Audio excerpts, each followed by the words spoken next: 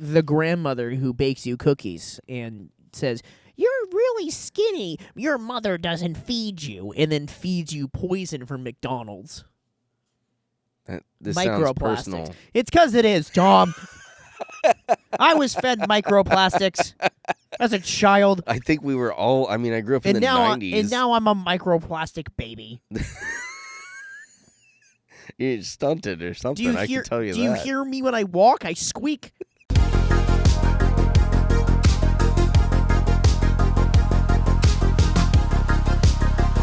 Are you guys talking about that magic shit?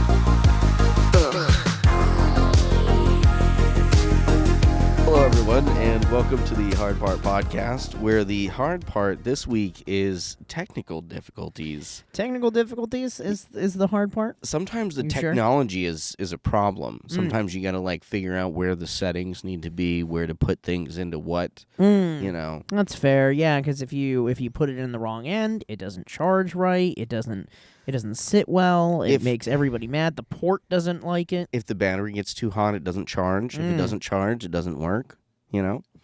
And if it doesn't work, then you ain't having fun. No, yeah, I mean, why have the machine if it's not going to machine? Yeah, why have the machine if it's not going to machine? No, that's a very valid point. That's so weird.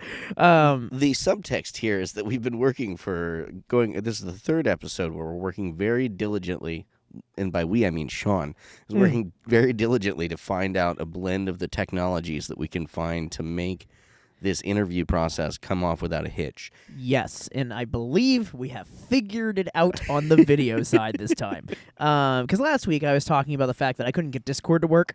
No matter how hard I tried, it wouldn't Do you want to let them know? Oh, I'm just going to tell them. Okay. So it wasn't lighting up. I was like, Discord's saying that it has my microphones in there. It's saying it has the pod track, so we should have voice in there. Why are we not getting voice?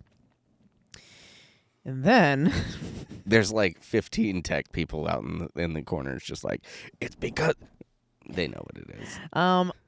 Push to talk was turned on in Discord, which I turned that off, and it immediately worked. So we will be today for our top down for season 3, episode 3. I always do that a little too early. I don't know why. What are you looking at? Oh, I need to get my phone before I get too far in, but I'll grab it at some point when you're rambling. True. I'm just going to the top down real quick now. This one was fun. I like this one. Yeah. Before we do that, I wanted to, of course, as always, thank our sponsors to the show, Manapool.com. Thank you, Manapool. I mean, at the very least, thank you very much for having a website that I just go to all the time. Yeah. I looked at my screen. Selling today? I looked at my screen time the other day, and I think 15% of my screen time overall is just the internet browser, which means it's Manapool. Because I use Google web browser just for Manapool, and then I use my Opera GX on my phone for everything else, quick searches and things like that, because it connects to my desktop at home, so I can just do both seamlessly. Right. But I use Google for Manapool, and that's 15% of my watch time. I say right, but I'm so lying. I have no idea how Apple works. It might as well be actual magic as far as I'm concerned. It's because it is. That's why we're recording a Magic the Gathering podcast. On the Apple? On the Apple. I'm surprised that Apple hasn't onto the back of a Magic card yet. Not yet. They're going to be iCards. Yeah. If you're looking for Magic cards that are not Apple branded, go to Manapool.com. There's singles there. Strixhaven officially releases next week. Pre-release just happened, so if you're looking to get cards a little bit ahead of time, you can go there and look at it. Or you can wait till the actual release next Friday, which you will see this episode on YouTube the Monday after the set releases. I would say I've got it all hammered out somewhere. I need to start going in and naming the episodes because so it's just a blank slot. It's a blank slot all the time. And as always, thank you, Greg, over at Shipping Shield, for getting our packages safe. I like my package to be secure. I also appreciate a secure package. I have no comment on your package per se, but everyone's package should be secured. It should be. That way the technology works with it and everything. Call Greg to secure your package. Call Greg from Shipping Shield to secure your package. Email's probably better. Yeah. You know. Tell him the Hard Part Podcast sent you. Yeah, let him know. Yeah, let him know that the Hard Part Podcast said you would handle he would handle your packages. Great delivery there, Sean. Thanks. Great delivery. I tried. It was a save at least. Yeah. Solid. Yeah, I try. But the top down for Season 3, Episode 3, I will give in a second here, because I'm going to grab Tom's phone. The other phone? I just slightly unplugged my headset. Oh, no, that's no fun. It sounds like a robot. Oh, I don't need that for a while anyways. I could have grabbed that. That's okay. Everybody gets to see it. Yeah. So, Season 3, Episode 3, technical difficulties and us making sure the camera works is important because we have our first non-friend interview. Not somebody we know. Well, I was going to personally. say, Ray seems like she's a friend. I mean, she's in our extended TikTok Magic the Gathering family at this point. Have we done an interview with them, though? No, that's fair. That's what I'm saying. That, and you haven't had a formal introduction on any level. No, not at all. This will be my first formal introduction. Yeah. We're going to be having an interview with Against the Grain today, who is a Magic the Gathering TikTok person who does finance for Magic the Gathering. Regular finance, a couple little fun videos here Yep. and there, but the finance is where it's really at. It's always, again, we do a lot with finance and listing cards and so forth, but as of this card went up 400% today. It's like, whoa, well, I'm going to dig those out, or I'm going to adjust the price on those. Yeah. That's Yeah, considering, we ran into an instance where all the deserts from Hour of Devastation all spiked up a ton, who knows why. 15 cents. I'm sure someone does. Yep, and all of them bought out. Hopefully she does. We're going to be talking about a big meme format happening on a lot of the pages, if you follow any of the Facebook pages at all, of Grizzlebrand. We're just going to look at a couple different ones. Grizzle the Hizzle. And at first I was like, crap, I don't even know how to look stuff up in Facebook anymore because you can't really do the hashtag thing, I don't think. Not on Facebook, no. And so I was like, I'm just going to, and then I started scrolling through it just to test my theory. There's plenty on there. We're going to rate some. We're going to look at some. I have a bunch of them already downloaded on my phone, not even Okay. because of this episode, but because I had them because they were funny.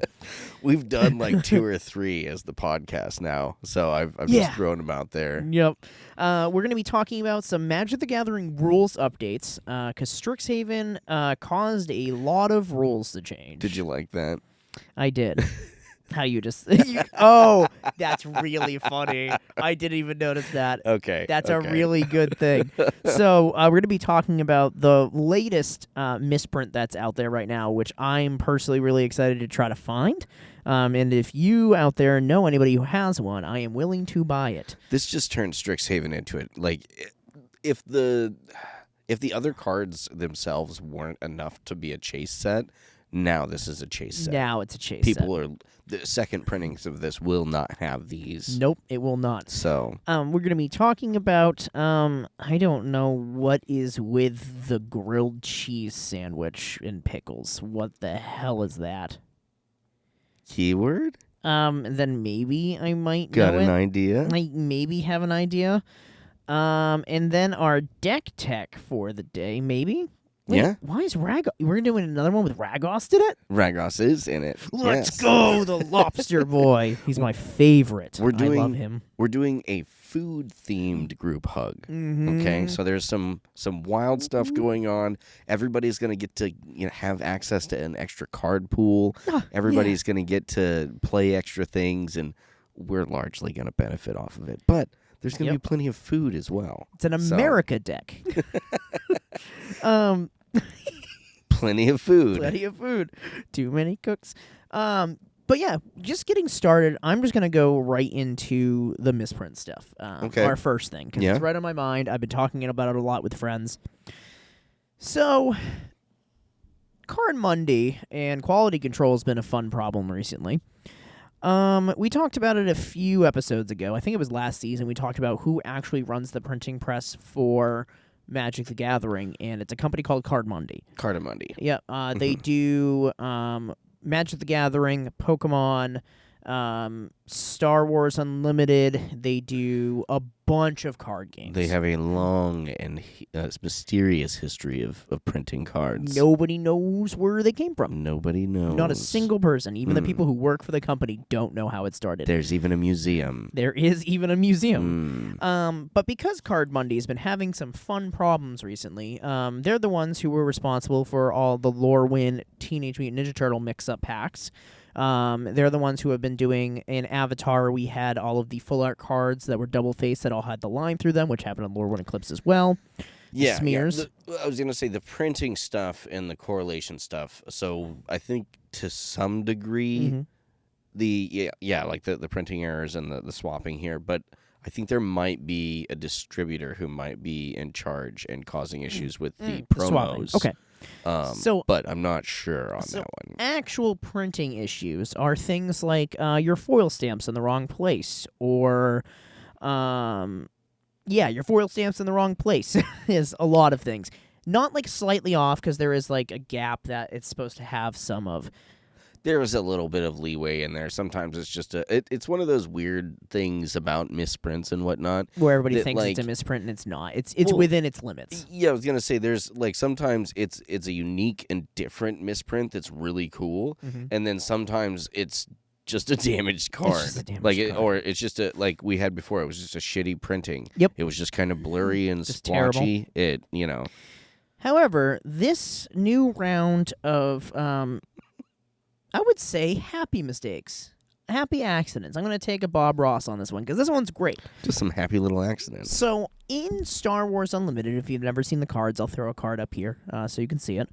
They also do an oval shape for their rares as well in that game. It kind of happened all around the same time as Magic moving into that system. And on theirs, they have these cool little X-Wing fighters in the hashes, where Magic has the Planeswalker symbols and the mana symbols. They have that. You know what would be really cool, Tom? What's that? It would be really cool if we put the X-Wings on Magic cards. Wouldn't that be nifty? Wouldn't that be nifty? That's what happened. So First Wave of Strixhaven came out, and a Reddit user posted a picture of 3 cards. 2 of them had X-Wings, bless you, and bless you. Comedy comes in threes. I almost popped my back with that one. Great. So there's 3. Appreciate the thumbs up there. They gave us 3 cards, and in their 3 rares, 2 of them had the foil stamps from Star Wars Unlimited on them, but not the shape, the cut. See, and that's what kind of gets me is I think I just need to figure out more about the process of how that's made, because as far as I know, they're made beforehand. They're not stamped out of a big old page. I wonder if it's a roll that then gets cut on the machine and then they like slide it onto the card as it goes through the conveyor. And I wonder if somebody just put the wrong roll inside of that, because it's going to have all the cutting settings and everything on that printer. And I think they put the wrong roll in.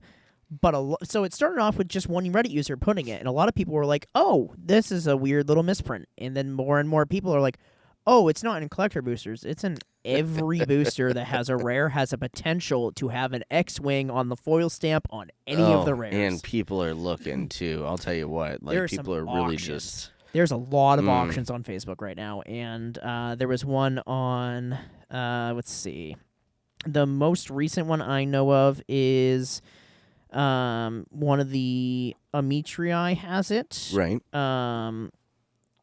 The special guests, so Magnus the Library has it. A couple of other it's basically any rare has a chance to have it on it.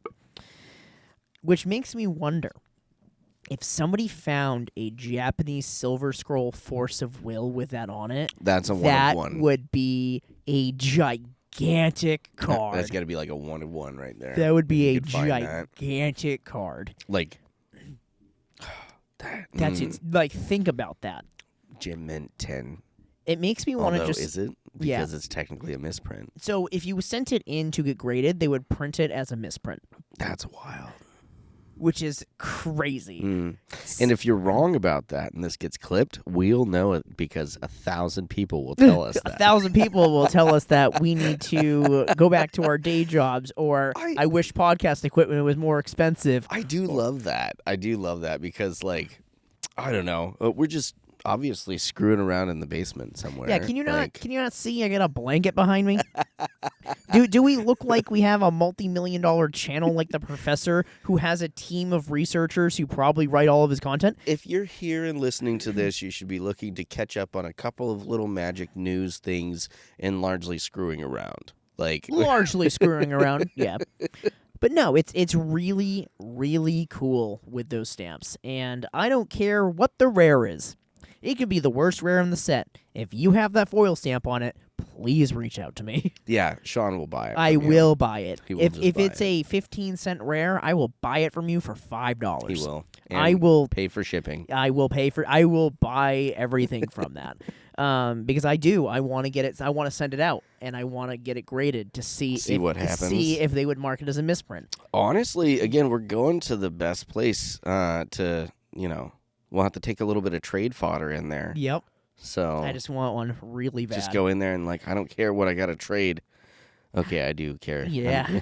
However, no chrome mocks. Yeah. However, the problem lies once again though in quality control and checking. Is it though? That's a lot of cards to go through. But it's also it's really cool. I don't know. Again, I feel like that's one of those things where somebody, even if they caught it in quality control, they could have taken it back and been like, "Hey, we got a whole batch of these that got printed with Star Wars." Yep. And whoever was running the line at that point was like, is it the worst thing?"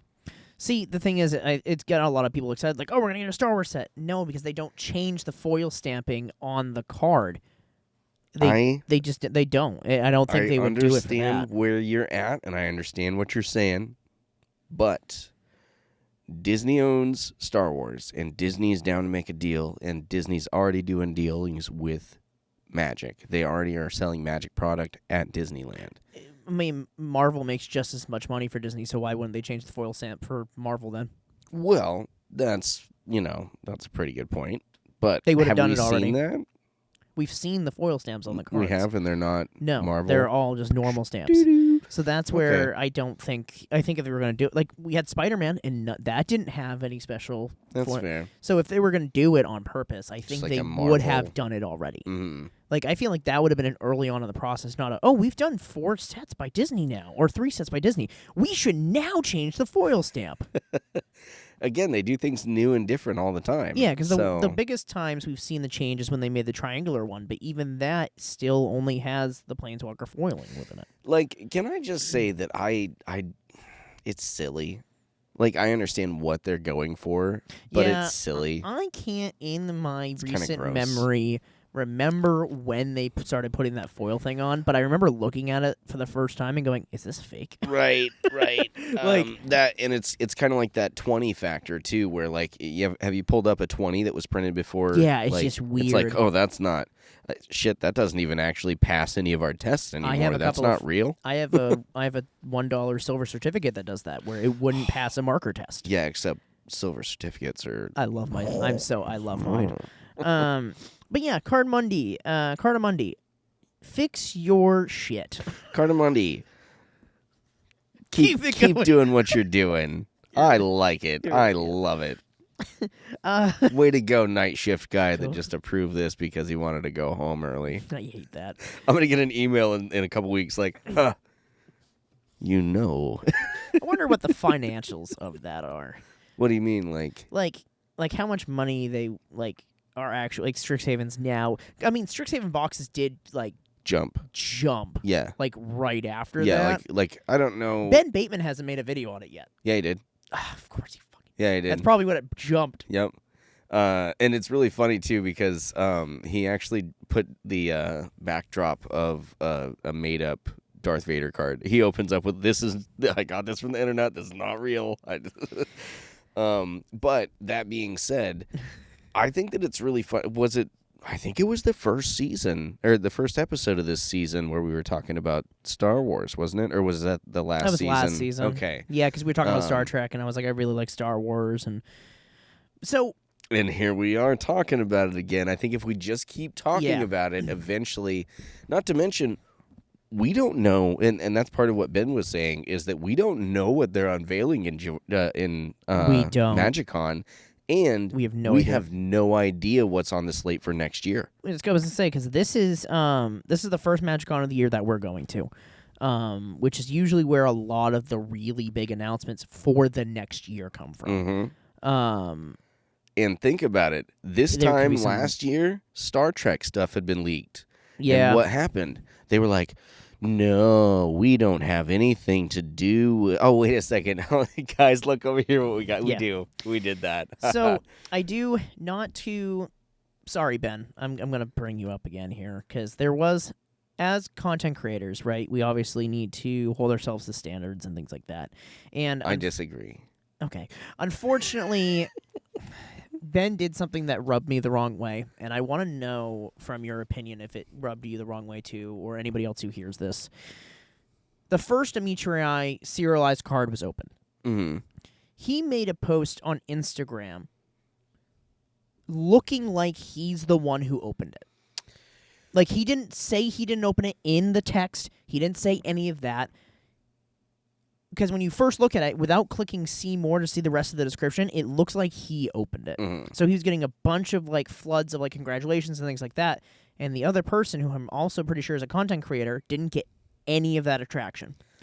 So it's just, I don't like it. It feels weird to me, personally. I get what you're saying. I totally get what you're saying. But again, he has now crossed over into full-time. This is his bread from now on.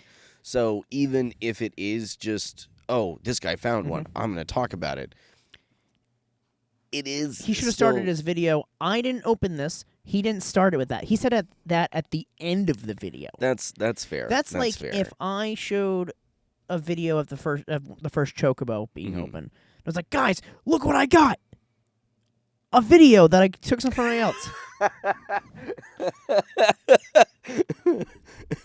Look what I got. A video. That's what I mean. It's just the One Ring. Look. And like, I'm really glad that we've gotten a couple of the Amici out. They're out there and everything. But I do find it really funny that the chase card of the set is the Force of Will in the Silver Scroll, and now it's gonna be the one with the Star Wars symbol. It is. Yep. The Silver Scroll Force of Will with a Star Wars stamp on it. Just really, somebody brought up on Twitter, and they said, "How wild would this have been if this happened last set? People already hate Universes Beyond. Imagine a Teenage Mutant Ninja Turtles card in a Lorwyn booster with a Star Wars stamp would have ruined Universes Beyond sets for them." No. There is a worst case scenario. What's that?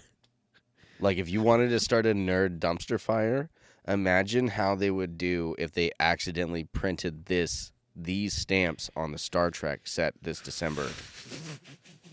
Like an implosion. Like, oh my God, you want to see some people, you want to see just like fumbling. Oh, that would piss That would piss off the fans. I suppose largely the Magic players that weren't in franchise. I think the Star Trek people would be more mad than the Star Wars people. They would be more mad. The Star Wars people would probably be like, ha, gotcha. So but they're true. antagonists too, Yeah. so, Sean. But that being said, I honestly think that would... Like, imagine if you were in talks with Wizards and that was a kerfluffle that had happened.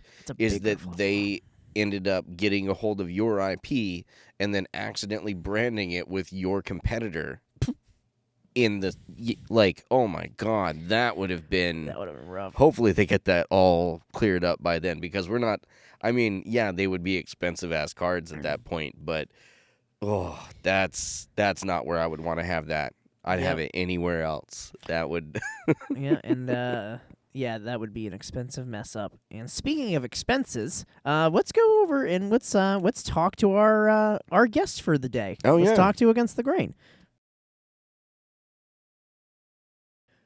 All right, so here we have our guest for the day, which is Against the Grain. We've got me, Tom, and we have her here with us. If you want to give an introductory and tell us who you are, tell us what you do.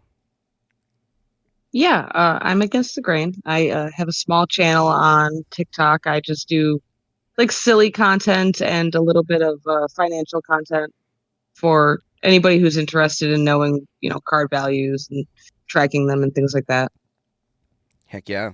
I was gonna say we do have a card store. We're getting more and more into the finance aspect, so those are becoming very relevant. But I gotta say, it's the shorts that I always gravitate to, the little comedic bits that are in there. And I gotta say, there's definitely a couple of jokes that you have in there that are just absolutely hilarious. Like, yeah, Tom will come to me because we started our channel because at work, our boss at the time was like, "You guys talking about Magic too much at work. Go do it somewhere else." And so we did. And so like we talk about Magic so much that he'll be like, "Hey, did you see her video today? Did you see the funny thing?" And we always seem to gravitate towards your page. And like Tom said, we're not super big on the financial side. So we wanted to reach out and do an interview with you, mostly to kind of talk about that stuff. And I know Tom's got great questions for you. So I'll let Tom take it off on the first questions here. And I'm kind of the background guy today. yeah, you got the last interview. I got the last interview, so Tom's got this one. So so what I really had, first off for you is just kind of a base one. Everybody starts somewhere. Where did you start playing Magic? Like, did somebody teach you, or was it kind of a self-taught thing? What set did you start in? Jeez. Okay.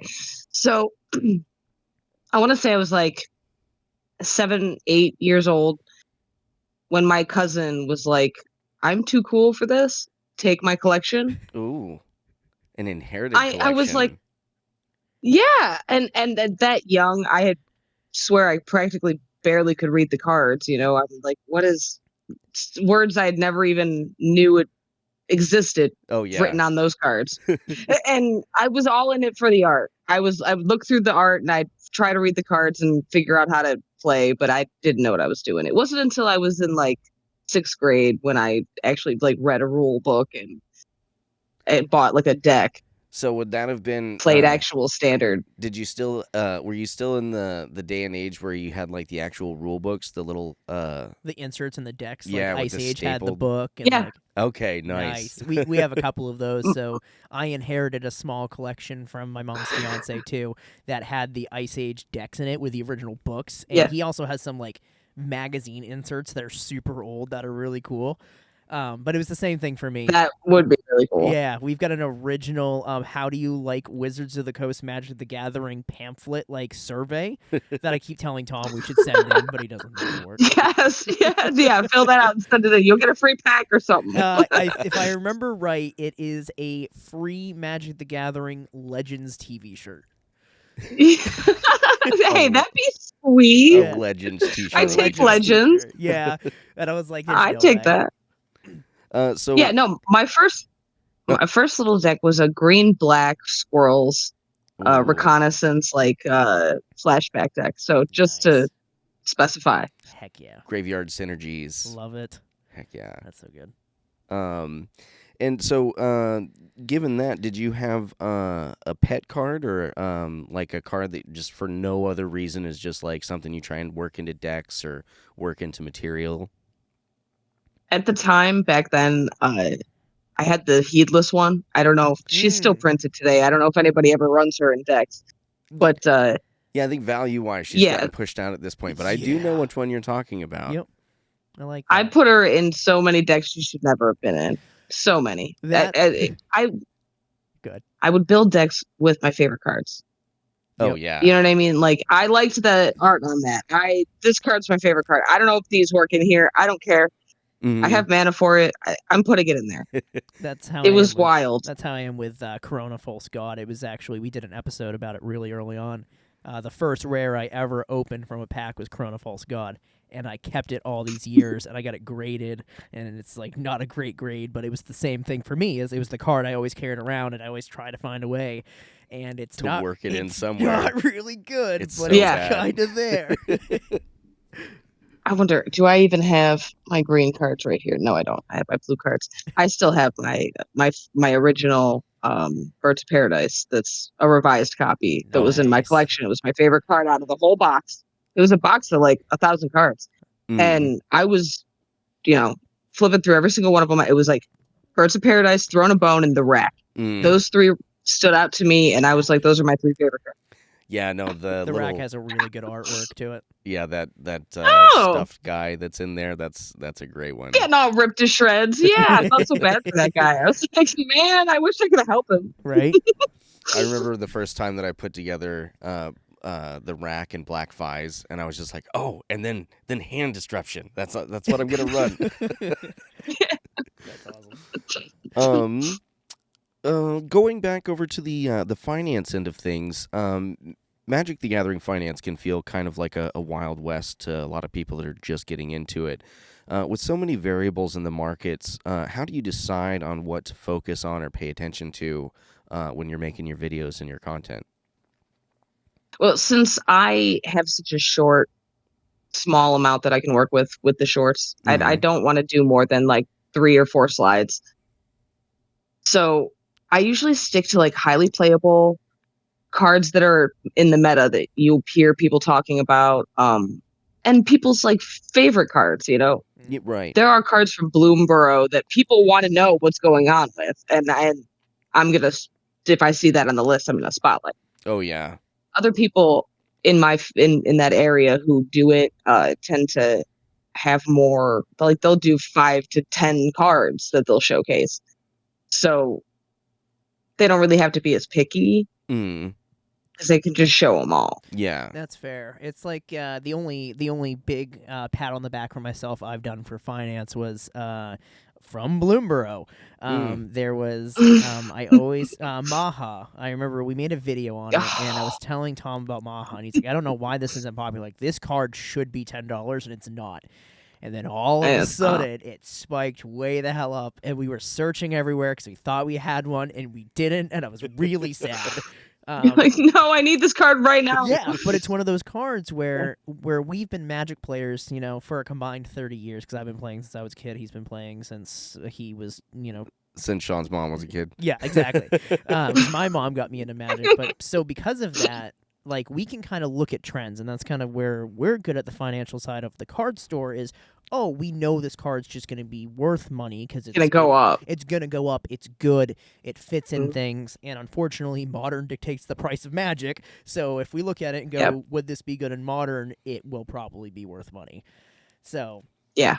But I do really see. I don't know as much about the Modern side of things anymore. I've been playing Commander for so long, where I can look at a card and go, "Oh yeah, that's going to be great in Modern," and it's not. It's not. Or it's not legal. Or it's not legal. Yeah, they ban it. Yeah, like our last video that Modern people hated us for. But no, that's just the thing.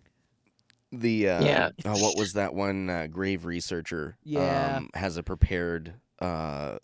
The prepared mechanic that has reanimate on it. Reanimate, that's which the one. We were making the argument of, does that mean it's legal in Modern? And the Modern people did not like our question. No, they did not. They did not like our very upset. question. We get very little interaction. No rule zero. Yeah, we don't talk about that in Modern. Yeah, we don't get a lot of interaction, but when we do, people are mad. People are mad, and it's usually Modern players. It's usually mad. Always Modern people. Yeah, I think Commander players tend to be a little bit on the more chill side unless you're talking about Commander, and then there's no chill. Oh yeah, like the CEDH. If you're going into CEDH, people will be pretty aggressive with stuff, and I fall flat on that a lot. I accidentally put too much power in things, and I don't mean to, and my girlfriend's still really new to Magic, and I'm like, let's play more than one She's game. Like, yeah, she why hates are you doing this to me? Oh, it's so bad. Why do you keep killing me? See, I don't target her, and then she does something absolutely bonkers to me, and I'm like, all right, let's go. We're done. See, and as somebody who's been playing in kind of the sandbox space for a while, I love Rise decks. Like, the Tom and Jerry deck has got to be one of the most flavorful decks that I've seen in a long time. Yeah, give Tom a ton of weapons to go after Jerry and just stomp on people. That sounds like a lot of fun. I'm not gonna lie. But moving on, I wanted to circle back a little bit since we were kind of talking about the community and whatnot.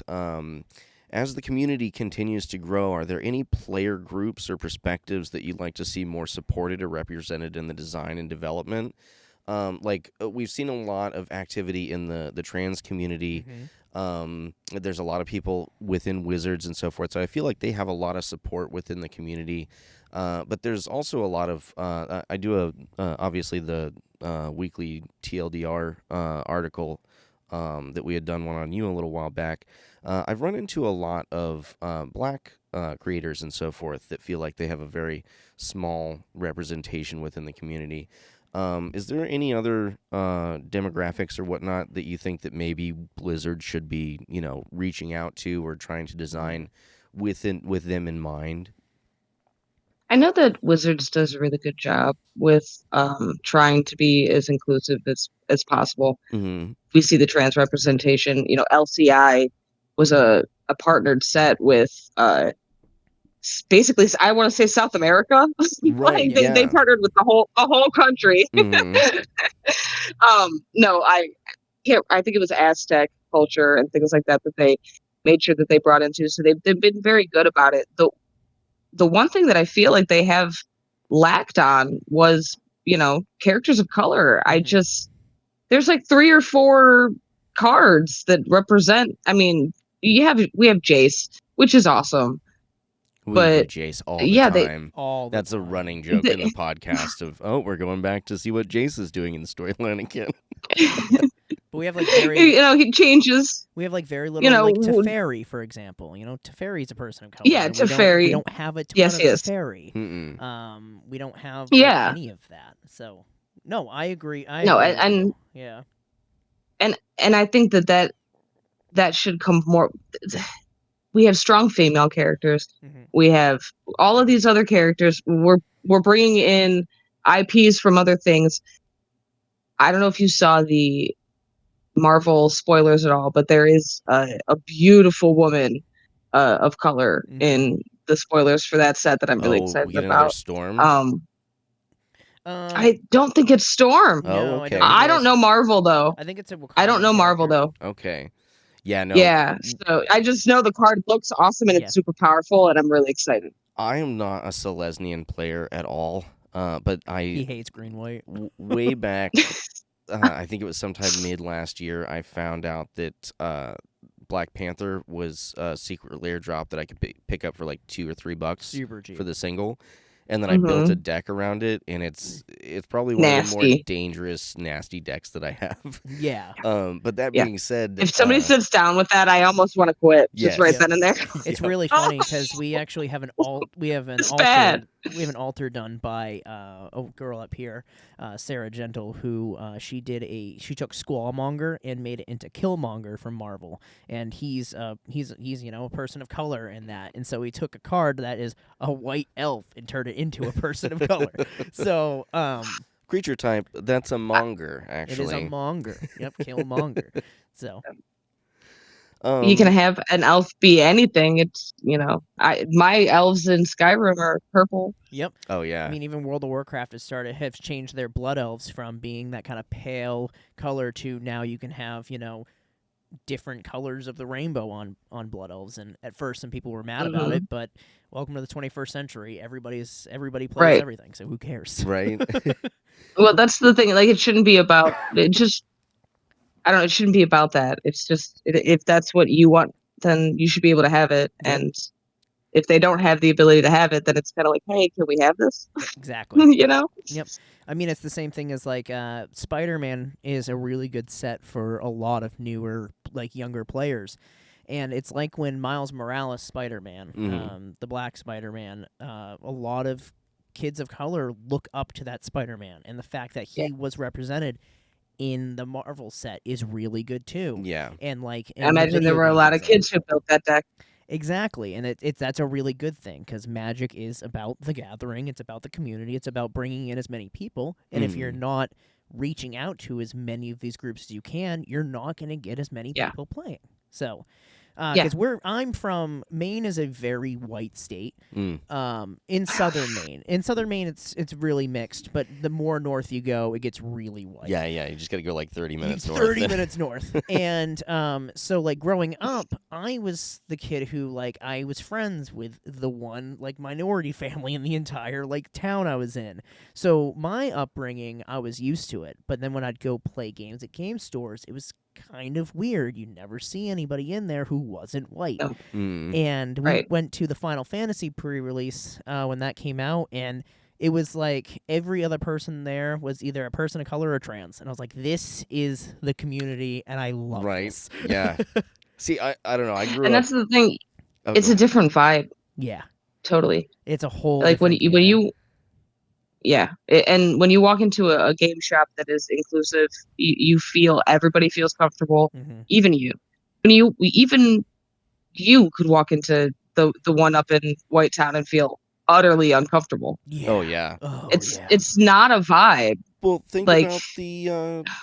So we went to Final Fantasy, and that one was very fun. I feel like everybody that was there was learning. I didn't know nearly as much about Final Fantasy, so it was the first time that I got to go to a Magic release, and I didn't know anything about the storyline. Yep. Whereas there's people that didn't know anything about the storyline they knew everything about the storyline but nothing about Magic, so we got to like blend our knowledge. And then we went to the EOE pre-release. It's a whole different game. And there was a very different. Yeah, we had the sweaty, grindy kids back in there, and none of the fun people came out for that pre-release. Yeah. They came in, grabbed their pre-release packs, and went home. Yep. But no, I'm really glad that you brought that up, though, is about, adding more minorities into Magic. It's true. Yeah, just more everybody. That's the thing. Yeah. Mm-hmm. Like they were asking not too long ago, like, what could we do to bring more women in? And they were like, would you like romance novels? And we're like, stop. Yeah. Yep. Like, So I like fairies. I like little animals. I got you. You're doing a good job. I was gonna say, But there are Bloomborough, people out again, there. That's what we need. Bloomborough Yeah. sold so well to the Yeah. female Magic community. But there are people out there who are saying we're not feeling represented, and people who are saying that you're representing us in an offensive way. Right. So Yep. it's like focus on that, and maybe we'll get included too. You include. They're doing okay. I'm not mad. Yep, we actually we ran into something with Lorwyn Eclipsed, which a lot of male Magic players ran into with Oko, with the fact that you could kind of see like his line in his pants, and it made a lot of men uncomfortable. He makes me laugh. And I looked at all these guys. I'm like, this is how women felt in Magic for a long time. Yeah. Like this is and you're finally getting it. I make a joke a lot about how Sarah Angel, and Oko are the reason why I am the way I am. Yeah. Because it's like they're both beautiful in their own right, and they're both amazing, and it's just like I think it's funny when somebody is like, "Oh, Oko, that was inappropriate." I want to be like, here's this card, here's Right. Earthbind. Like, Earthbind, what do you want to talk yeah. about? Like, what do you want to talk about? I mean, it's funny, is what it is. Okay, Yeah. laugh at it and just move on. Yep. Right. I think the only other hammered out question that I had for you, and this is one that we're just going to kind of do for everybody. Universes Beyond, yes or no? Like, we can't go back in time, obviously, but is it your jam? I have interesting thoughts on this. I think I believe that the reserve list and Universes Beyond are both the cornerstones of like Magic. Reserve list paved the way for today, and Universes Beyond pushed Magic out to everyone. There are people who never cared about Magic the Gathering ever before in their lives until right now. Oh yeah. Yeah, 100%. If it wasn't for that, the game would die. I think we saw. I mean, we did. I mean, the numbers showed it. Final Fantasy brought in the most amount of new players that anything in Magic has ever done. That, And The last 10 years, they've just been... either. No, Avatar did great. No, it did really good. Spider-Man took the Avatar fall for did really Universes good. Beyond. Unfortunately. I don't know if a lot of people know this, but Bloomborough is Universes Beyond. I mean, It it is. stands to make sense. I I mean- mean, I'm still kind of. I always wondered why the. Jace is a fox, Liliana's a squirrel. Yeah, why the change these planeswalkers that are otherwise they can go to any spot in the multiverse and they're not really affected by the world that they go to. Yeah.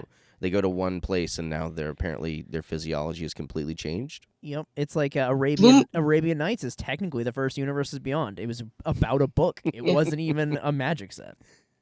Yeah, it was. That's not. That is technically outside Universe P. Yeah, IP too. Yeah, but that Bloom Burrows children's books. They're just interesting. European. Yeah. Yeah. That's why a lot of people don't know that.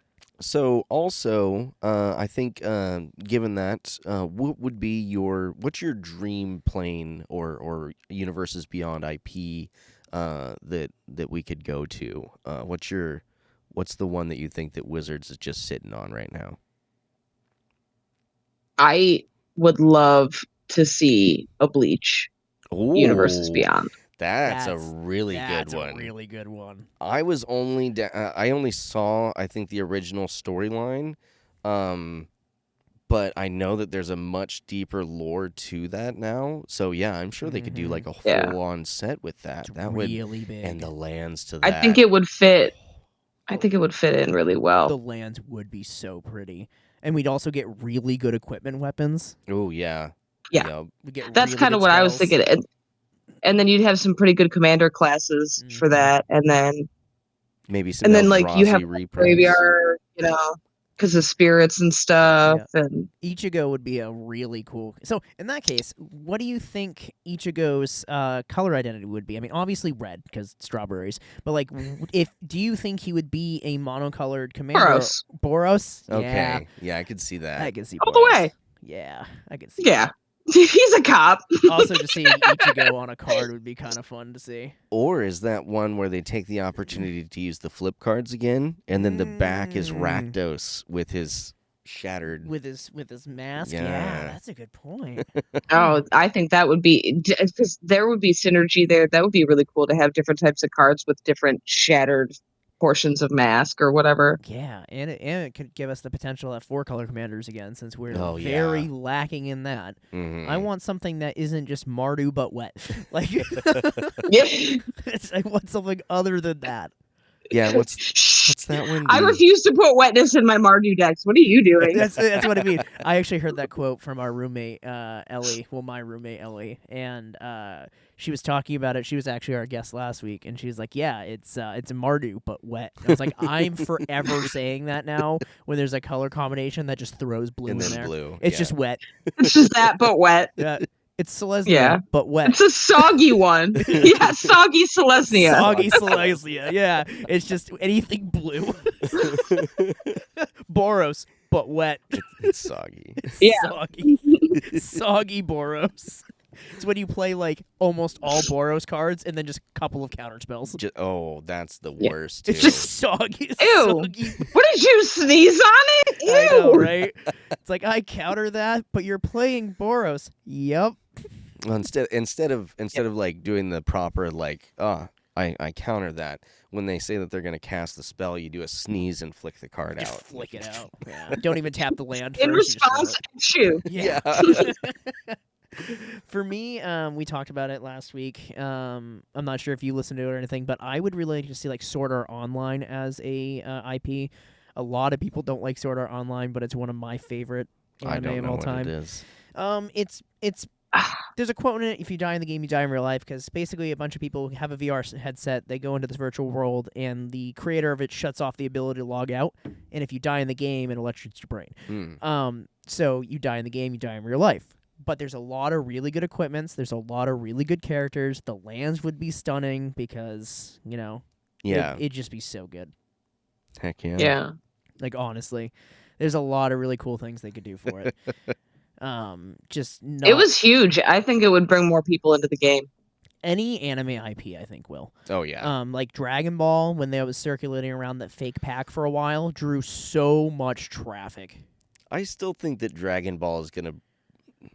I don't know. I feel like that it'll make an appearance. I hope that it's more of a secret layer than a set, just because I feel like the folks that are really interested in Dragon Ball I'm very familiar with, and I think that they're very happy playing One Piece right now.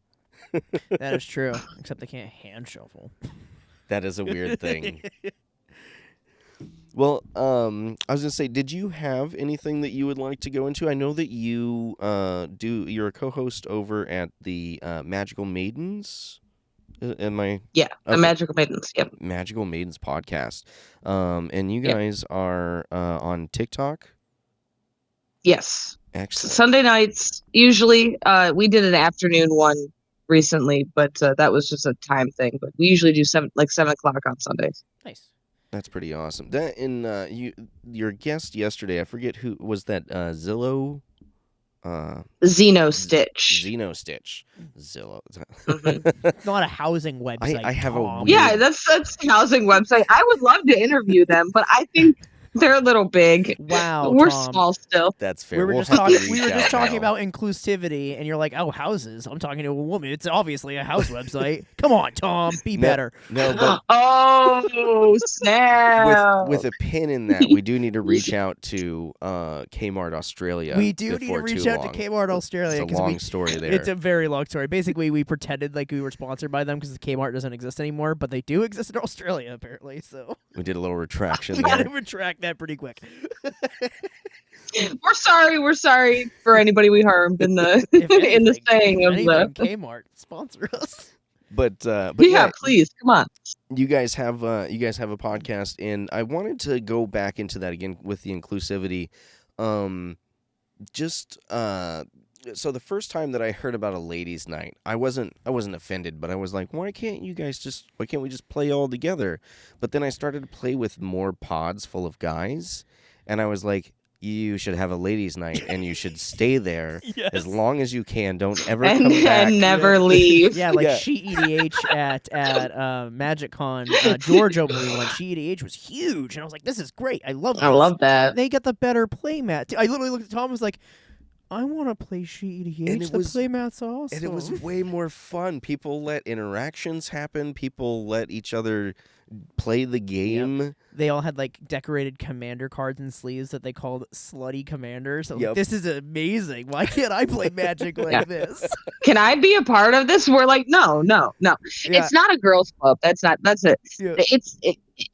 It is nice to see women playing, and I love the Mhm. ladies' nights and everything. I love this, getting them in the spirit of the game. Mm-hmm. But I'm all very much for, we have our ladies' night, and then we play with everybody else later. Yep. I know for when we open our card store, because we're looking to open a card store up here, I want to do a ladies' night that's not run by us. Like, we won't be at the store at all. We'll have, like, my girlfriend and Tom's wife, like, run the event so that we don't have to be there. Yeah, we'll go sort cards in the back. or Yeah, and then, like, something. Ellie as well. And, like, we're just not going to be there. It's like, you guys have fun. We don't exist. Yep. We're just going to go shove off. Like, because that's the thing. It's the inclusivity part of it. We want everybody to feel It's welcome good in our store. learning. Yes, great for learning. Yeah. Mm. Because you haven't learned how to play Magic from Tom, but I've learned things from Tom, and I would hate to be taught by him as a woman. I would hate to be. I would hate it. I would hate to be taught by me. I've Ugh. looked back at me trying to play World of Warcraft with my wife, especially early on, and the amount of hovering that I would do and telling her what was going on. If it were me, I'd have been really pissed off. Yeah. And she did really well with just learning and not yelling at me during that time period, and then going, "This isn't for me." Yep. I give her a lot of credit, because it's really hard to be like, okay, stop, Yeah. Yep. It in a nice way. Yeah. You know what I mean? Like, hmm Yeah, I'm pretty mean to Tom, so I definitely get it. My girlfriend's shaking her head behind the cameras right now. She gets it. She totally understands. Yeah. I grew up a softie, though. I grew up with a single mother, so it's one of those things where I'm definitely in touch with my feminine side, so I do play better with, like, women when we're actually playing. And, but, like, when I got to play with, like, some of the guys at stores, I'm like, I don't like this. I'm going to Yeah, go home. it's a very different. not. I don't like this. Yeah. Kick So- your teeth It's, in. I'm for- uncomfy. Yep, exactly. But here's the thing that's funny about that is you're uncomfortable by the same like type of people that make us feel uncomfortable. So it's like, Yep. it's not a men versus women. It's not anything like this. It's a what's the best way to explain it? Like, it's a bad person thing. No, I get what you're saying. Elitist feel. Somebody had brought that up in a short the other day. It was something along the lines of, if your significant other needs an outlet for their racist remarks, then they're still racist. Yes. Like, yeah, it's the same thing with like, oh, I'm going to go play Magic with the boys so I can be rude to them instead of my wife, and then I'm going to go home and still be rude to my wife. To my wife. Yeah. No. Those are dangerous. Yeah, that's just, there are some people that just don't play well with others, unfortunately. That's fair. And those people make men and women uncomfortable alike, you know, except there are the men who do the gooning stuff, and that tends to not make other guys as uncomfortable. But like, yeah, we've done a little bit of discussion with that. Yeah. And again, we were still in the beginning stages of like if we had a card store, what would we do? And no, it was pretty much gaming stores should be kind of an inclusive area. Like kids should be able to go in and out without having to like cover up their eyes at any point. Yeah, like we're gonna do adult nights at the store and everything like that. Like we're looking to get like a beer license so we can have like beers and Magic and stuff like that. And at that point, you do an 18 or older. Bring your nasty playmat. Let's go. Bring your gooner work, whatever. But like, if the sun is up, leave that at home. Yeah. Like, I don't need that. For me, I don't have any other questions. I don't know if Tom does or anything. Or no, that was my list. Again, I just wanted to, see, if you had anything else that you wanted to spotlight on. If anybody out there hasn't checked out Against the Grain on TikTok yet, I highly recommend it. I appreciate that. Definitely. Yeah, but thank you for joining us. Really appreciate it. And we'll let you go. Thanks for staying up late, past everything. Late for us, kind of late for you, because time zones are weird. Right. You're not. They are. We're going to jump a bunch here for Vegas, so we're going to go time traveling. 3 time zones. I'm not excited for that. Yeah. I hear jet lag is rough, but I've never been that far, so. Oh, well, hopefully one of these times Wizards will send you out to a MagicCon. Yeah, definitely get that. Oh, that would be insane. I would flip out. I can barely do it. Get that creator badge. Yeah, that's what we're hoping for. Not this year, but hopefully next year. We're getting there. We're trying. So I need to get a few more followers. Yeah. You're doing and then great. I think I'll be. Heck yeah. I like your content. You're doing great. I'm really glad that you're out there, supporting the community and continuing. And, all creators kind of have to support each other at the same time. So I'm glad you're a part of the community. And I'm glad that you took the time. Thank you. I'm glad you guys are too. Thank you. I'm glad that we took the time to meet up with you and everything. And once again, make sure you guys follow Against the Grain on TikTok and all of the rest of the socials. Make sure you go to the Maidens as well. Follow them on their podcast. And thank you again for joining us this week. Hey, yeah, thank you. I appreciate you guys having me. Thank you. I'm really glad that we were able to talk. That was great. So good place. Good placement. Going you're laughing at me so weird. Let's move over to the keyword. Before we get into the Grizzlebrand stuff, we'll do the Grizzlebrand stuff towards the end. You want to do the keyword? Let's do the keyword. Is the keyword food related? It is. Is it? It's not food. It is food. What? That's not a That's not a keyword. It has a page in fandom. That's not a keyword. And Tom, food is not a keyword. We did treasure already. Whatever. It is a keyword. Create a food token. Create a food. I know it's not a keyword, but neither are ability words, which are half of what we do. Food is... Nice crack of the voice there. Is a predefined token and artifact type introduced in Throne of Eldraine. Although it does not appear in the type line of some cards, the type mostly appears on tokens. Food tokens have pay 2, tap, sacrifice this artifact, you gain 3 life. I really like food tokens. Since the food type does not inherently grant the ability possessed by the predefined food token, it is possible for a card with the food type to not have the ability. Which is a great question, because we actually had this the other day in a discussion on Facebook where we were trying to figure out if, I think her name is the Genji gal. She is a food, Mm-hmm. but she also has pay to tap sacrifice gain life equal to her power, which as base printing is 3, but at the same time, if you make her a 0/2, then you gain no life from it. And you wouldn't be, if that's the case, then you don't have the intrinsic ability to just gain 3 life if she doesn't have power. Yeah, because that's true. Because there are ways you can like make things into things. Like this card is everything. So does that mean it's a food and I can now tap sacrifice it? No, because it doesn't have the ability. Right. It's just a food. Which is why Ragos specifically says they become foods. Yep. And then they gain this ability. Yes, because there are some cards like I'm trying to think. There is another example of this, and I really hate it right now. That it is the thing, but it doesn't do the thing. Vegetation abomination. Yep.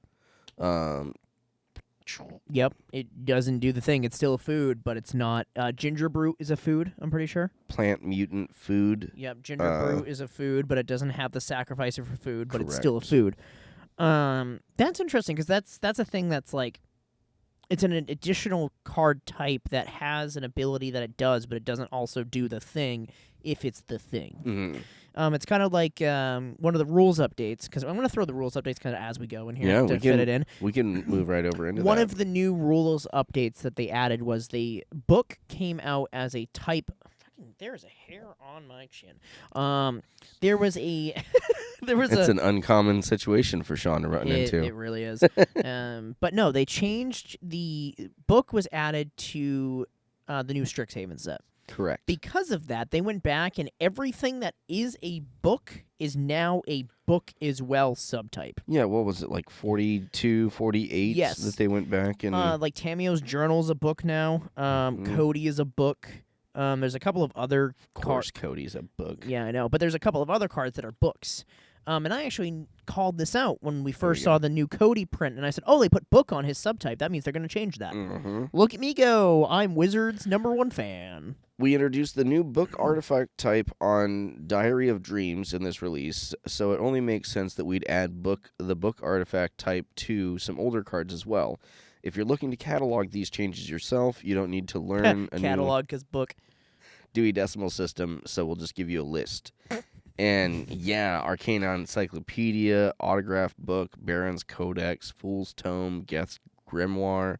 I would say the tome. The tome is probably one. Otherworld Atlas. Like, I'm not going to list them all out. There's a lot. Spellbook is now a book. I mean, it's a book. But additionally, a few cards create tokens that need this update, so we've added the rules text on the following cards so that the tokens get the book artifact type. Tamio, Volo, and Moira. That's, for me, adding that type means we're going to get more book stuff. Oh, yeah. Which is really cool. Dude, I just want a commander that's like, flip, the ability would be called flip through the pages. Mm-hmm. And it would be search your library for a book card, put it in your hand, then shuffle your library. I mean, that would make a lot of sense. Yeah, or, yeah, that would be kind of cool. Because search your library for a book? Search your library for a book. Yeah, because library, it's where the libraries where books and the Dewey Decimal System, you know. That doesn't happen. Yeah, the Dewey Decimal System, the thing that's used in libraries for books. I told you, speaking of, this is just a footnote at the bottom of the rules changes. I told you about the slumbering trudge. Yep. Okay, where they've got to they've got to errata it out the gate. And then there's also another one, Spry and Mighty, where it says choose 2 creatures you control, blah, blah, blah. Now it's going to be choose exactly 2 creatures you control. So basically you can't choose one and then choose the same one again. 2. Yeah. Yeah, there's a few different rule changes that they've released too. They've eroded a few cards and some wordings just because they are actually kind of confusing. Mm-hmm. But this is what happens when you don't test your game anymore. So there is, let's see here, because I've got the page here. There's a lot of rules changes for one set. I will put the link in this video, if I remember. Hopefully I do. But it is going to be right on Wizards' website, which if you go to wizards.com, if you go to the Magic section, I know for a fact it's probably going to be one of the top articles because it just came out. It's the third one. Yeah, it's really good. Go look through it. It's a really good read. There's a lot of really good information in it, and some rule changes that actually did kind of need to happen. So there was also a historic ban list update, but 2 people play historic, so you can also go look. Yeah, there's a bunch of bans right out the 5. It's everything from the Strixhaven bonus sheet. Oh, yeah, I mean, Library of Alexandria, Library of Lang. there's a lot of broken stuff in that. There's a lot of broken stuff. But yeah, so rule changes are there. Book is now a type. Friggin' awesome. There's a bunch of rule changes to the increment, the way increment works, and that needed to happen. If that increment's doesn't, kind of weird. I was gonna say, if that doesn't sound familiar to you, it's because it's not out yet. So here we go. First day errata on 2 cards, and then an ability in the whole set. The last time I remember something this big was when they put Jace the Mind Sculptor on a sheet, and then on opening weekend went, oops, he's banned. Whoops. So if you pull him in your pack, you can't play him. He's like banned, even in limited. No Jace the Mind Sculptor. 107.3E is another one. They've updated this rule, the wording of this rule to clarify that cards that reference the value of X for a spell on the stack, like Brass Infrascope, will see the modified value of X in cases where it's changed by effects like Unbound Flourishing. That matters because, for example, in Helga and stuff, that's a lot of X card things. I was wondering about that with Increment 2 because it is a math equation at that point. Because, because it's no longer just X is this. No, it's a variable. It's X is a variable based upon this. Because now we're doing math. I thought math was for blockers, damn it. Not for drawing cards. Not for drawing cards. I can't even draw. How many variables are in that equation? I resign. I quit. 9 to the 7th power? I don't know, man. What is that, 97? I don't know math. I went to a poor school in Maine. 118.7E. I don't know what this one's about yet. Reducing cost of spells or abilities by reducing a particular mana symbol can be complex cases involving hybrid mana symbols. We've updated this rule so that it makes it clear that by reducing the cost of a hybrid symbol that involves a colorless mana, it can reduce the cost by a colorless mana rather than just one generic mana. Weird. Yeah. The thing I was showing you is the internet's offline at home, so rip. Huh. Oh. Weird. Just for indefinite, or? I don't know. It's just off. We'll find out. We'll find out later. So, yeah, like I said, rules changes, lots of them. Ulick, was the funny mana thing that we were talking about the other day was changed because they needed to clarify it for some reason. I think Wizards heard us. I think somebody listens. I don't know who. Somebody's gotta listen. For you, little R&D person at Wizards, thank you. Thank you indeed. So let's go to the deck tech. Deck tech. So foods are fun. I like food. Who doesn't like food? I'm American, and my belly is round. Everyone likes food. We are shapes, and those are circles. Food brings people together.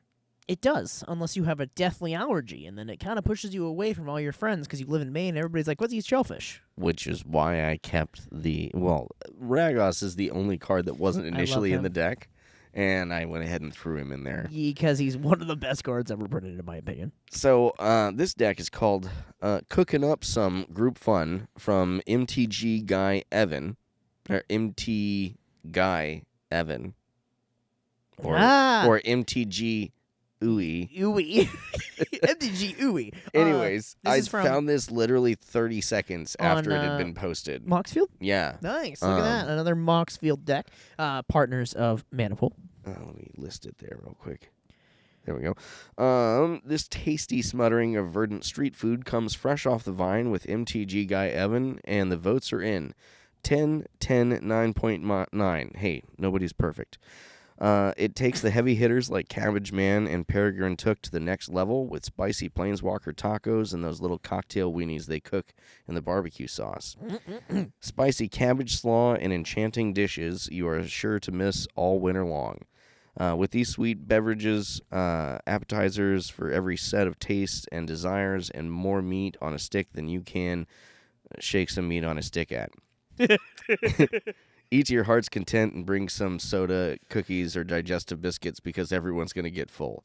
Rocco, along with a troop of other cooks that are so bound to have something for every taste in your pod.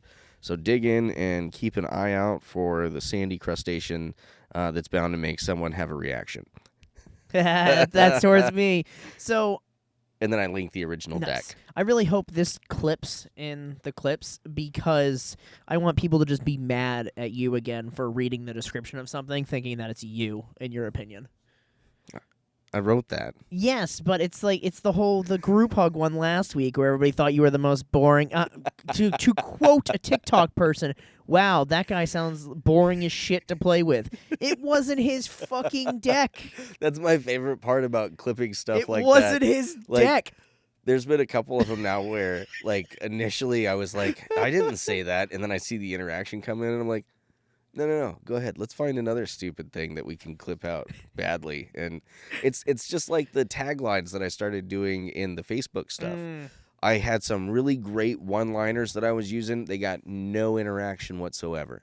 But if I put something mildly untrue in the first line, I've usually got one or two people that'll jump in and be like, that's not true at all. Thanks. Please tell me more. Remember, Reanimate's not in Modern. Yeah. I'm going to say this every episode now just to prove a point. Hashtag Reanimate in Modern. Hashtag Reanimate in Modern. But no, it's going to be a food-based deck. So tell us one thing I want to start doing about decks, too. Yeah. I saw a user post a thing where he has a QR code of his deck list in a little frame. He shows the commander, and he shows the top 3 pieces in the deck, which are kind of cool. Like, here's the things that kind of help make the deck run. Oh, like some people do with, like, the most valuable card in the deck or whatnot? Yeah. Okay. I have a photo of it, because if I don't show this to you now, I will never show it to you again. Okay. Because that's how my brain works. Well, while you're pulling that up, I'm going to go ahead and grab Rocco here. Rocco. Rocco, the street chef, is an elf druid from, I believe, Streets of New Capenna? I think so. That sounds right. But anyhow, definitely a cool guy to bring over to your parties. At the beginning of your end step, each player exiles the top card of their library. Until the next end step, each player may play the card exiled this way. Whenever a player plays a land card from exile or casts a spell from exile, you may put a +1/+1 counter on target creature and create a food token. Nifty. Whenever someone plays anything from exile. Not just the ones that they exile from your ability. Huh.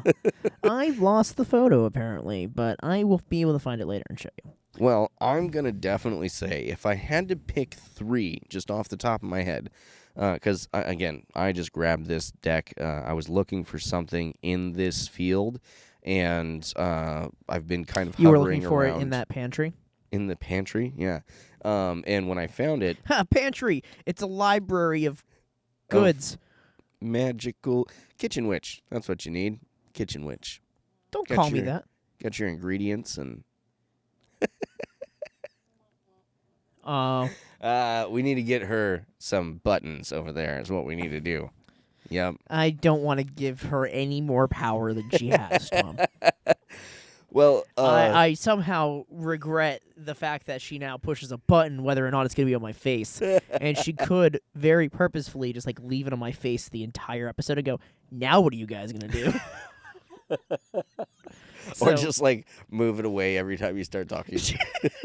Yeah, just give you no more than 3 seconds at a time of screen time. I'm going to give you, Sean, exactly as much time as you give me in bed. 3 seconds. Oh, that's generous. That was a little personal. That's generous. 3 seconds is pretty generous. So, I would say if this deck has an MVP, it's 100% going to be the Academy manufacturer. Oh, what a great deck. What a great card. Whenever you create a clue, food, or treasure token, you create one of each, basically. Which is in my Ragost iteration of Too Many Cooks, which is you just create as many copies of him as possible with Mirror Mine Crown, and now you have too many cooks in the kitchen. We've got a couple dorks in here. Avacyn's Pilgrim, Birds of Paradise, Dryad of the Elysian Grove. It's not really dork, but it's fixing. We've also got Balin. The haymaker? Yep. Oh, it's in that color pie. Oh. Yeah. All yeah. you had to say was Balin, and now I know what color pie we're at. Oh. We're in Naya. Yeah, we're at Naya. At least it's not Naya, but wet. We do have a sub-theme of enchantments in here as well. Well, yeah, you have to. It's because there's a couple of enchantments that create foods, right? Yes, there are a couple of enchantments that create foods. There's also some really great food and enchantment synergies. Ooh, that one's always nasty. Reckless Fireweaver. Oh, I like that card. Whenever an artifact you control enters, deals 1 damage to each opponent. So now I want you to think of that with Academy Manufactor. When you create one food, you create the food and the other things, which now is dealing 4 damage to. You're also going to be exiling stuff from people's decks that they really want to play, and they're going to be incentivized to. And some people's decks are based around playing things out of exile in one way or another. Yeah. This would be a big problem for me with Asmo because pretty much everything with Madness goes into exile when I'm casting it for Madness. That's so crazy. So they would every single one's a food and a +1/+1 counter. Wild. So yeah, open up a food truck, man. This is the way to do it. I'm gonna bake Balin like a rabbit. Stassi Enchantment, Satyr Enchanter, a bunch of different stuff to get value from playing your enchantments. The Cabbage Merchant, of course. Of course. Absolutely it's just great a card. good card. Tireless Provisioner. Yep, great card. Did you put Tireless Tracker in there? Tireless Tracker creates clue tokens anytime a land comes into play, which I think would do that deck good with Academy Manufacturer, where you're going to be creating Are more. you sure you're not thinking of the Tireless Provisioner? No, there's Tireless Tracker as well from Innistrad. Okay, because Tireless Provisioner says whenever a land you control enters, create a food token or a treasure token. Tireless Tracker is you create a clue token. Can you continue that? I'm going to pull this up because I know I'm right and I want to prove you right. Now I gotta know. Wild Seer, the Scouring Maw, is a pretty nifty one. Elemental Wolf with Trample. Enchantment spells you cast from your hand have Cascade. Tireless Tracker. 2 and a green, 3/2 Human Scout with landfall. Whenever a land you control enters, investigate, which is create a clue token. And whenever you sacrifice a clue, you put a +1/+1 counter on it. Nice. Way to go. So that would fit in because when you create that, you use an Academy Manufacturer to create more of those things, which then hits Reckless Fireweaver. I'll have to tell Boom. MTGUE. MT Gooey. Gooey. Thanks again, by the way. Great deck. This is a lot of fun. I ran more than a couple of hands with it earlier before I wanted to, while I was checking to see if I wanted it. And this is a lot of fun. This is definitely going to go in a very crazy direction really fast. The ramp in here is really great. Oh, yeah. Have you heard of Ninja Pizza? Enchantment foods you control have tap, sacrifice this, add 1 mana of any color, so they become treasures. What? Is that from TMNT? Yeah. Holy shit. And then at the beginning of your second main phase, create a food token.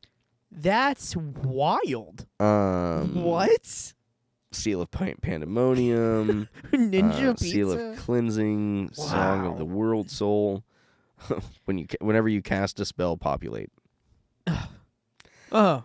But yeah, just a lot of really great That's cool. just play stuff. And now it doesn't have like a I'm going to win type of situation. You're really just like you're building a win situation out of just like steamrolling people with lots of value. I was gonna say because eventually you could also just kill people with Ragost. Yeah, because you could just Ragos's in slowly here. deal 3 damage to everything, everybody every turn. As far as I know, there are no straight up infinite combos. At least not anything that like there might be an infinite combo that comes down with the Academy Manufacturer because I feel like that goes infinite with a ham sandwich. So it might have a 2 or 3 Except for card. Nuka-Cola Machine because they come into play tapped. But in that case, if there is an infinite combo with that, you're still just going to end up getting infinite life. You're That's not cool. able to deal infinite damage. Yeah. So. It's still very, like, let's play some Magic. I do really like that. That's super interesting, honestly. But yeah, I'm going to have to take a look at that deck because I've been looking for a good food deck. Because, like, And it's really, like, you can do some crazy stuff with all the extra tokens, but... Because my squirrel deck does some food stuff, but it's not... Because you can build squirrels, like the forage route, which uses foods. Forage is an ability that you can sacrifice a food token or exile 3 cards from your graveyard to do whatever the forage ability is. So food is really important in that. So usually you do it with squirrels, because squirrels forage. Forage the porridge. So, you want to know something wild? Got an idea? Now, considering how much the deck is? Yeah, that Academy is in there. Let's see. Balin's not cheap either. I'm gonna guess $3.45. It's $1.98. Really? Yeah. Wild. Yeah. Again, there's nothing crazy going off. You're not really getting your commander out there until turn 2. That's actually fairly possible and really nasty. Gosh. Yep. He's like, oh, you're not gonna get out till turn 2. Never mind. Holy cow! And then not only that, but everybody's drawing an extra card essentially every turn. That's so fast. And they're going to be incentivized to give you food because sometimes that exiled card is going to be the land drop that they need. They don't have an option to not give you a food. Like, I either eat your food or you eat my food. Yeah. I'm going to be the grandmother who bakes you cookies and says, you're really skinny. Your mother doesn't feed you, and then feeds you poison from McDonald's. This sounds personal. It's because it is, Tom. I was fed microplastics as a child. I think we were all... I mean, I grew up in the 90s. And now I'm a microplastic baby. You're stunted or something, I can tell you that. Do you hear me when I walk? I squeak. That's just the diaper. The diaper I have to wear because of microplastics. But no, you can buy this deck over at manapool.com by copying the link from Moxfield and actually inputting it in the deck generator purchase.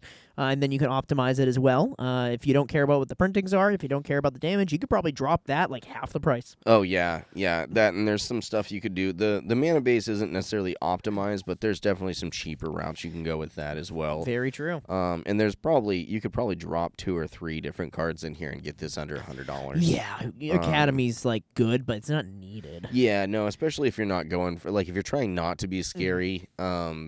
See, Academy is one of those weird things where even in a casual game, that needs blown up immediately. That's not. That's how many not times casual. have you accidentally left it on the field for me, and it just like. I say no, Superman no.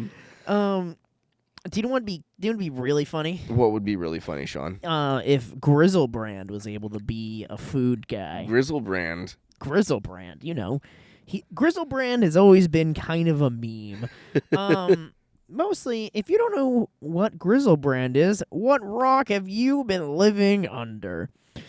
Because Grizzlebrand is banned for a reason. Grizzleband. So Grizzlebrand, hold on, I gotta find the original one on my phone. That's Grizzle Brizzle, that's the wrong one. That's Grizzle Brat, that's wrong. Grizzle Band, but it's a band. I can't find the original Grizzle Brand. Right, now they're all gone. so hold on, let me find Grizzle Brand for you. Because, like, Grizzle Brand. How many times can Sean say Grizzlebrand in 15 minutes? Grizzlebrand. Why can't I spell Grizzle? S-E-L. I always want to do it with a Z. All right, Grizzlebrand is 4 and 4 black pips. That really upsets people. What? That he cost 8. He costs so much. No, it pisses them off that he costs 8 and he's a 7/7 with a pay 7, draw 7 ability. But he costs 8 mana. That's true. I knew it would piss you off once you connected it. Motherfucker. So, Grizzlebrand was printed in Alvison Restored. Right. It is 4 and 4 black pips for a legendary creature demon with flying lifelink. Pay 7 life, draw 7 cards, and he's a 7/7. So he's banned because obviously it's just free card value, infinite with a stick if you pay 7 life the moment he drops onto the battlefield. Yep. But somebody made a post. The original one that came out was Grizzlebrand, but green. Oh, is that what we're going with? That's the original? So that was the first one that somebody did, because they're like, what if Grizzlebrand was green? So they just made him green, so he's 4/4 green with Forest Walk, pay 7 life, untap Grizzlebrand, but green. At the beginning of your end step, tap Grizzlebrand, but green. It deals 7 damage to you, and it's a 7/7. And then it kind of... derailed. It derailed really, really fast. So it started off with Grizzlebrand but white, Grizzlebrand but red, the typical things. Then people started getting creative. I think one of my favorite ones is Grizzlechan, which is a cute uwu version of Grizzlebrand. I assume it has some cleavage, some grizzle cleavage. No, but he's wearing a Hello Kitty bow and a schoolgirl uniform. Okay. And it says flying and lifelink, pay 7 uwus, draw 7 virginities. I don't feel like I want to play in any... in any format where that card's legal. Then there's Grizzlebra. So Grizzlebra is really well made. It's 1 in a black, legendary artifact, lingerie, with pay a black, attach it to Grizzlebrand. Tap it to unattach it, tap all creatures, and put a stun counter on all tapped creatures because you took the bra off. So... I found Retrobrand, who's just Grizzlebrand, but with old school retro wording. Great. He has flying. Damage dealt by Grizzlebrand causes you to gain that much life. You may draw 7 cards for 7 life. This may be played as an interrupt. I love that, actually. There's Sliverbrand, which is all slivers have flying, lifelink, and when this creature enters the battlefield, you may pay 7 life if you do draw 7 cards. That's insane. There's Grizzlebrand, but a vehicle, which is an 8-cost flying lifelink, does the same thing as Grizzlebrand Crew 7. Oh. Mrs. Frizzlebrand. Oh, all right. Flying lifelink, pay 7 life, search your library for 7 lesson cards, and put them into your hand. Nah, I like that. That's on flavor, That's too. on flavor. There's Grizzlebran, like the cereal.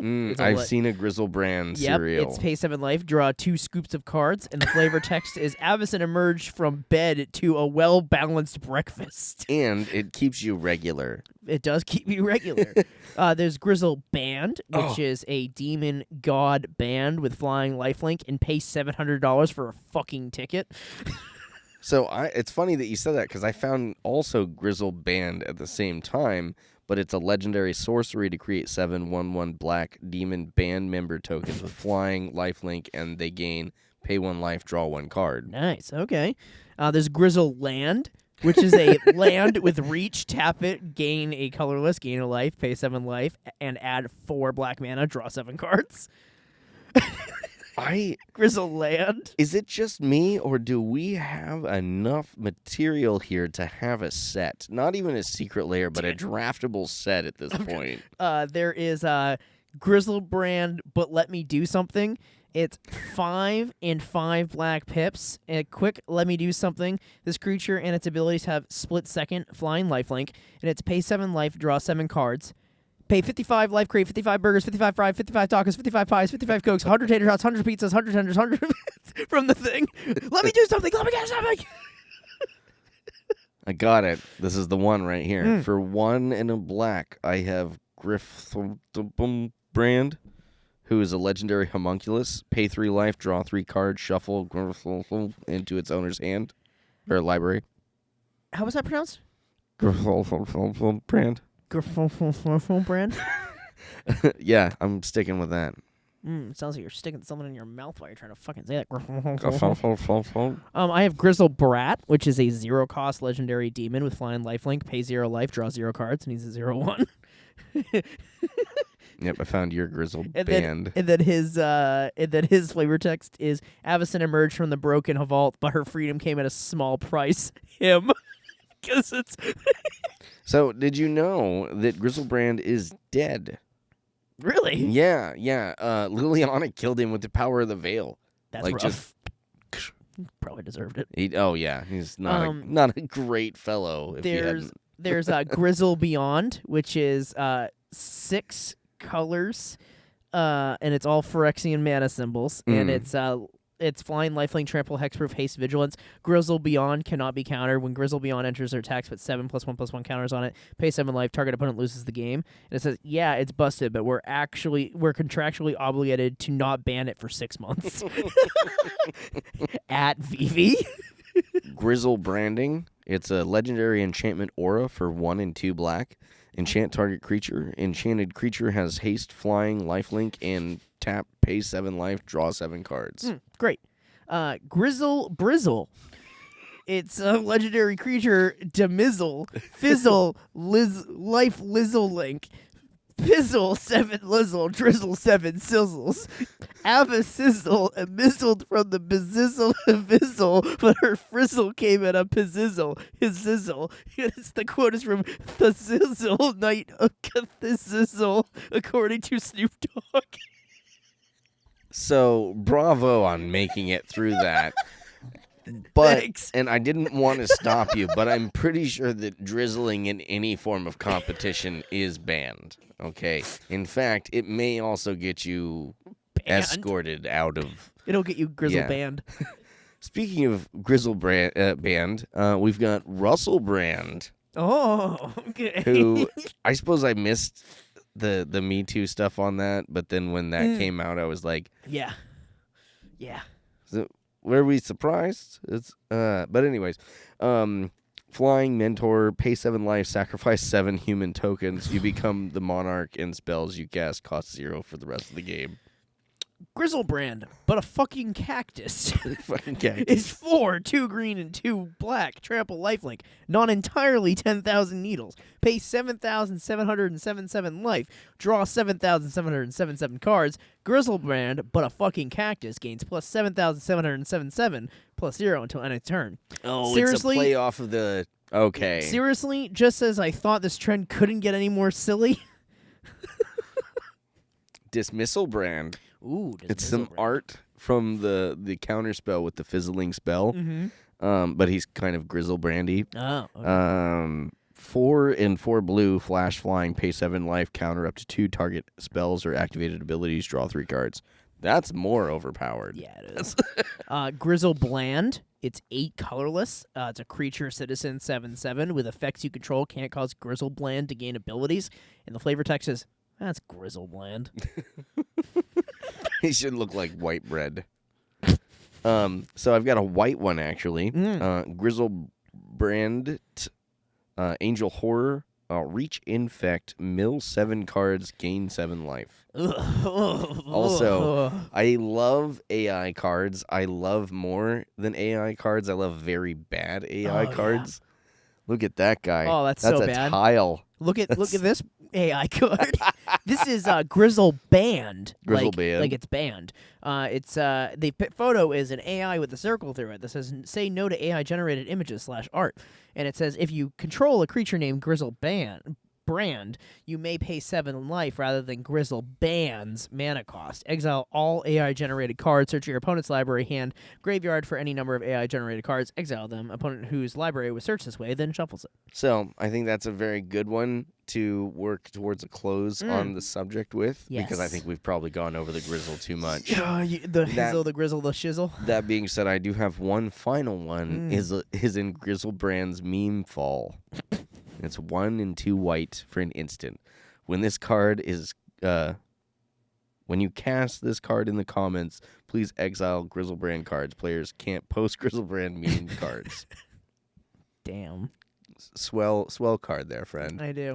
But that's the Grizzlebrand meme. The thing that's happening this week in Magic the Gathering. For some reason, which is kind of my favorite thing about these Magic pages, is one person will make a hook, and then everybody goes, wait, we could do something about this. Yes. And then it just like goes absolute. And then people start using people are like, oh, I'm gonna make this green instead, and they AI it, and nobody has a problem with it now. No. Yep.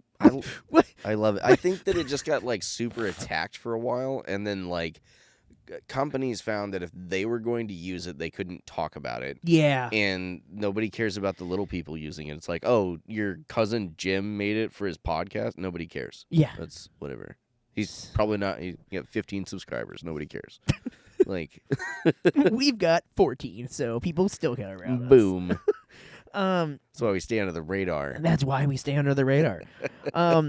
I do want to thank, once again, our sponsor for the show, manapool.com, for everything that they do. Yeah. We Thank absolutely you guys so love you. much. I hope we can do something for you for MagicCon. I am excited to continue our continued support from you. I'll get an email out. Yeah, Tom. What do I pay you for? It's a good point. What do I pay me for? Yeah, that's also a good point. We don't get paid. We don't get paid for this shit. That's our sign-off. We don't get paid. Wait, you guys are getting paid? Wait, you guys are getting paid? And, of course, Shipping Shield as well for Greg taking care of Tom's packages. And Sean's. Well, I mean, Sean primarily does the packing. Rude. How's that rude? Because you don't help with the packing. I do all the pulling. Sometimes I need help with the packing, though. I don't do all the pulling. Sean does half the pulling and all of the packing. Well, yeah. Sometimes we got to switch it up. Thank you guys for joining us for episode 3 of season 3. We are very excited for next week. And as always, insert slogan here that we have not created. Yeah, we're still working on that We're one, guys. still It's coming working on it. along. It's somewhere. And the soft part is the opposite of the hard part. The soft part is having to end the show and crying. No, you have to put on a face for a little bit until you get into the bathroom, and then once you clean yourself up, then you can cry. Have a good rest of your week, everybody.